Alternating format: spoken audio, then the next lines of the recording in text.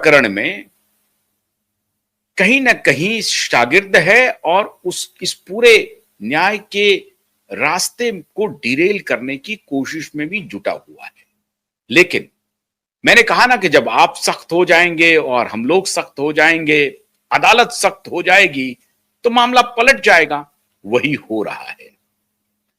नगरकर, शैलेंद्र नगरकर के साथ साथ जो पुलिस वाले थे जो इन्वेस्टिगेशन में हैं, उनको लगने लगा है अब ने जो गलती की है उसका खामियाजा मुझे भी भुगतना पड़ेगा और यह मामला अब रफा दफा नहीं होगा।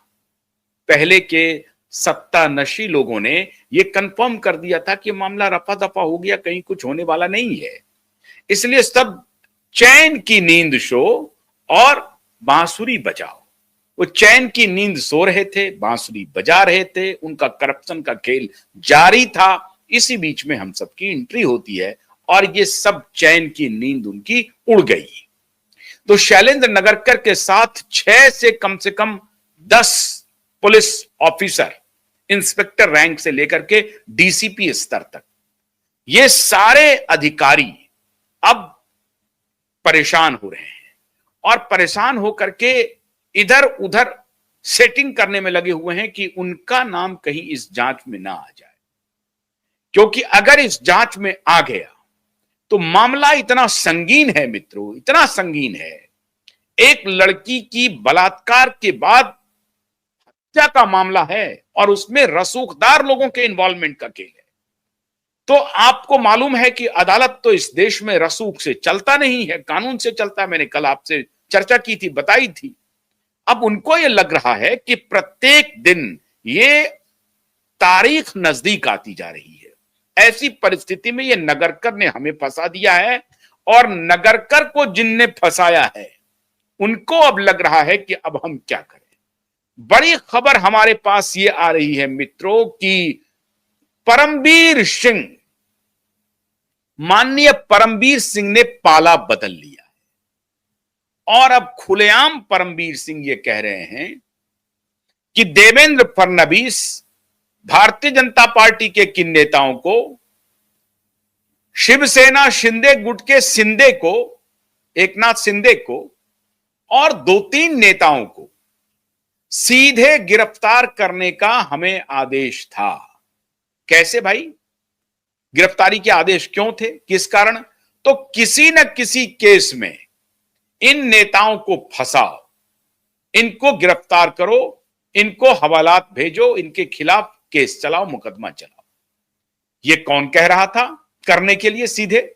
ये कह रहा था उद्धव ठाकरे, ये कह रहे थे शरद पवार। कांग्रेस के किसी नेता का उन्होंने नाम नहीं लिया है, लेकिन शरद पवार, उद्धव ठाकरे इस चीज का जिक्र कर रहे हैं कि हमारे ऊपर पूरी तरह से दबाव था कि इन नेताओं को गिरफ्तार करो।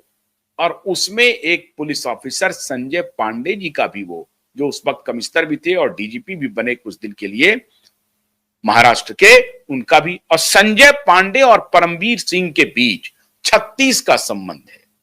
संजय पांडे एक ईमानदार ऑफिसर थे, अभी तक तो जानकारी यही है। उत्तर प्रदेश के रहने वाले हैं वो, और वो बहुत ही ईमानदार ऑफिसर थे, इंजीनियरिंग बैकग्राउंड के थे।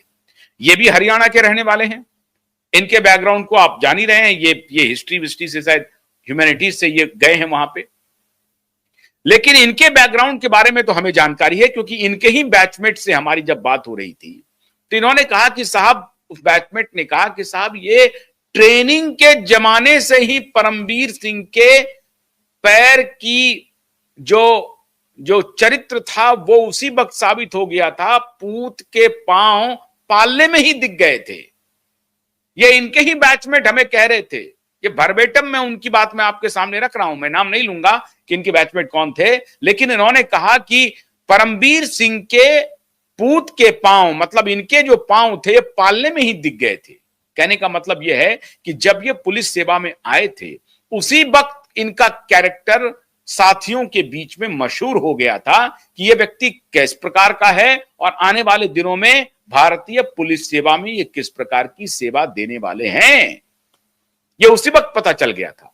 नोटोरियस कहा जाता है इनको, नोटोरियस, माननीय परमवीर सिंह को। अब इस परमवीर सिंह लेकिन अपना पाला बदल रहे हैं और संजय पांडे को फंसा रहे हैं। नाम क्या ले रहे हैं कि हमारे ऊपर दबाव था शरद पवार का, उद्धव ठाकरे का, कि देवेंद्र फडणवीस, एकनाथ शिंदे, इन सबको गिरफ्तार करो। क्यों साहब ऐसी बात ये क्यों कह रहे हैं? इसलिए कह रहे हैं क्योंकि देवेंद्र फडणवीस, एकनाथ शिंदे अभी सत्ता में हैं। देवेंद्र फडणवीस मुख्यमंत्री हैं, एकनाथ शिंदे उनके डिप्टी हैं, डिप्टी चीफ मिनिस्टर हैं, और ये दोनों पार्टी अलायंस में है और दोनों सत्ता में शामिल है।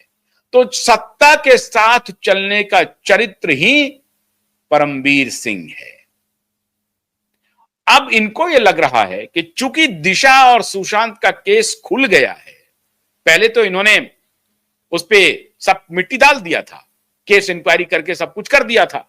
अब इनको यह लग रहा है कि अगर दिशा और सुशांत का केस खुला और ये इंक्वायरी आगे बढ़ी तो इस बात की जांच की आंच उस वक्त के पुलिस कमिश्नर ऑफिस तक पहुंचेगी, और पुलिस कमिश्नर ऑफिस तक पहुंचेगी तो पुलिस कमिश्नर कौन थे?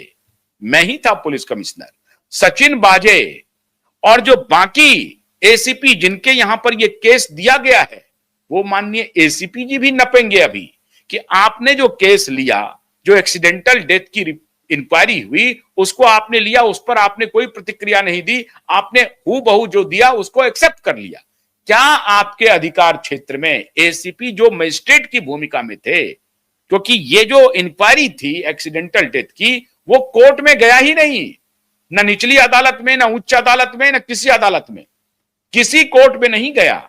एसीपी स्तर के अधिकारी के कोर्ट में गया और एसीपी के स्तर के अधिकारी ने जो इंक्वायरी आई उसको एक्सेप्ट कर लिया। मतलब एसीपी साहब ने अपने महकमे के जांच पर कोई आपत्ति नहीं जताई, वो पूरी तरह से मुतमईन हो गए कि जो कुछ भी पुलिस ने जांच किया है वही सही है। अब वो